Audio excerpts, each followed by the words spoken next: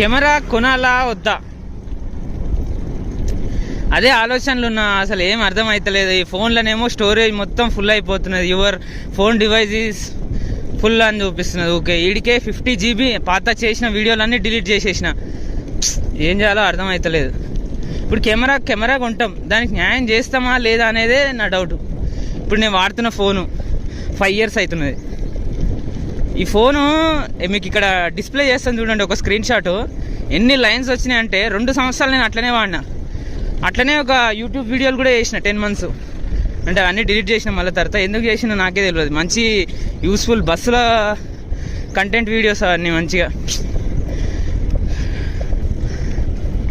అదే అర్థమవుతలేదు. తీసుకుంటే కెమెరాకి న్యాయం చేస్తానా లేదా. ఇప్పుడు ఈ ఫోను కన్ఫ్యూజన్, ఏం అర్థమవుతలేదు. అదే సంగతి. కెమెరా కొంటే మనకు మల్టిపుల్ కంటెంట్స్కి యూజ్ అవుతుంది. మనం ఓన్లీ సైకిల్ ఇది ఒకటే చేయం కదా, ఇంకా మోటో బ్లాగింగ్ అంటే కూడా మనకి ఇష్టమే. ఇంకా బ్లాగ్స్ చేయొచ్చు. ఇంకా మన 100 ఛాలెంజెస్ ఉన్నాయి, వాటికి కూడా యూజ్ అవుతుంది. మల్టిపుల్ కంటెంట్, ఒక 2-3 రకాల కంటెంట్లకు అయితే మనకు యూజ్ అవుతుంది చాలా. అదే అర్థమవుతలేదు.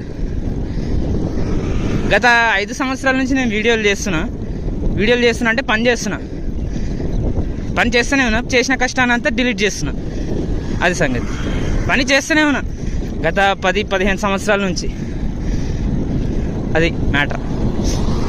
ఈసారి జర డిలీట్ చేయకుండా చూసుకుందాం. ఈ సైకిల్ జర ఇదంతా కూల్. వెదర్ కూడా కూల్గానే ఉంది.